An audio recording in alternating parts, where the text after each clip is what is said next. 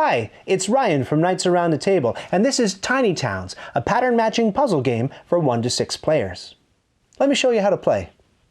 You and your friends ostensibly play woodland creatures building towns, but this is an abstract game with a very tacked-on theme, so don't even worry about that. For each game, you'll randomly deal out a set of building cards. On every turn, the active player will name a resource, either glass, wood, wheat, stone, or brick. And all players have to place one of those resource cubes on an empty space on their player boards. Once the resource is placed, if you match any of the building configurations from the cards, you can then trade the resources in for that type of building, which you can place on your board on any square where those resource cubes were sitting. Different buildings allow you to score in different ways. Once every player has passed, because no one has room for any more stuff, you clear out all the resources that didn't go towards building anything. Add up the points from your buildings and subtract the empty spaces on your board to find out who's won. Tiny Towns is a really simple game. There's not much more to it than what you just saw in that overview. But here's a few extra details. The green symbol means points.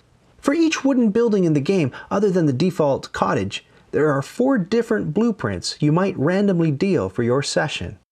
Each colored building acts in a similar way no matter which blueprint you draw, but they're just different enough to make things fresh and interesting for each game session. So cottages are always worth 0 points, but they're worth 3 points if they're fed. The red building will feed your cottages and other feedable buildings in different ways, depending on which blueprint you draw.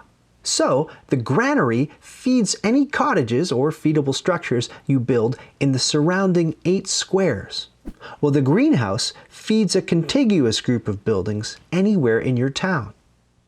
The black building usually affects which resources you can or can't place. The yellow building always grants you points based on its relative position to other buildings in your grid. The green building usually awards you points as you build more and more of them. Now, just like in chess, a piece laid is a piece played. So, don't stick anything on your board if you're not sure about it, because you can't move anything around once you've placed it. Any square on your board can hold 1 resource or 1 building. You can build as many structures on your turn as you like. You can also just let your cubes sit there and convert them to buildings at the last possible moment. But you have to place the resource cube called by the master builder before you can cash in any cubes for buildings. And cubes only count once. If you had this setup with these available blueprints on the table, you couldn't build a well and a farm. Resources don't overlap like that. You have to pick one or the other. You can flip and rotate the buildings. So this L-shaped factory can go like this, or like this, or like this, or even backwards like this. You just can't jumble up the order of the resources inside the pattern.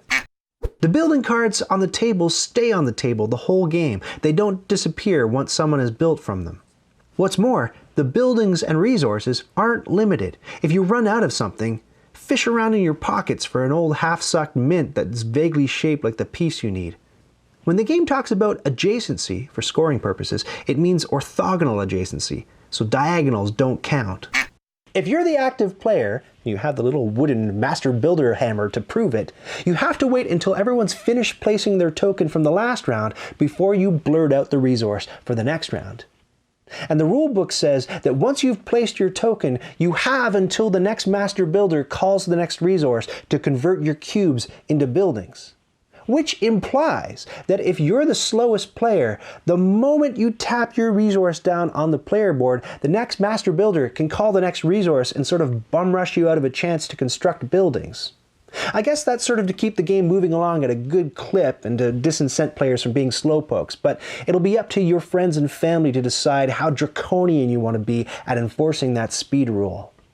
For your first few games, you can use the cavern rule, where you pretend there's a cave at the side of your board that can hold up to 2 resources until you're ready to place them. Or you can just do what I do, dive right in, do horribly, and lose to your kid by a 27-point spread. And yes, you can finish the game with negative points. Thank you for asking, how kind of you. Off the top of the game, each player gets to choose between 2 randomly dealt monument blueprints. The building you pick is unique to you. No one else can construct it, and it acts as a sort of secret mission. If you pull it off, replace the cubes with one of the pink tower pieces to represent your monument. The monuments do cool things like rewarding you for each building you construct, or giving you points for cottages even if they're unfed. Remember, the perk on your card is not available unless you successfully construct your monument. If you can't possibly squeeze anything else into your tiny town, you're out of the game and you can start counting up your points. Play continues until the last player goes through as many turns as it takes to fill up all the spaces on his or her player board, or until he or she passes, whichever comes first. Clear the unconstructed resources from your board. Track your points for each building type on the scoring pad, and remember to count up the empty spaces. Each one is worth a negative point. If there's still a tie, whoever was master builder the fewest number of turns wins. Still tied? Well, cottages break ties. Still tied? No more tiebreakers. The rulebook's 8 pages long and printer ink ain't cheap.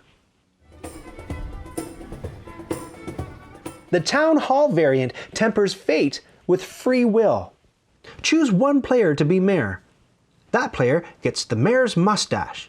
Now, the mustache isn't an included game component, but I suggest you go out right this instant and buy a mustache because mustaches are awesome. Also, the mayor has to talk like this all the time. Instead of naming a specific resource, the mayor draws a card from this resource deck, and that's the resource everyone places.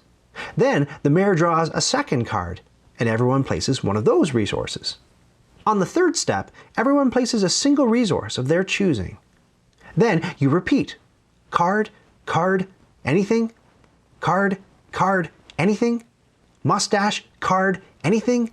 Mustache, mustache, mustache, and so on. If the resource deck runs out, shuffle it.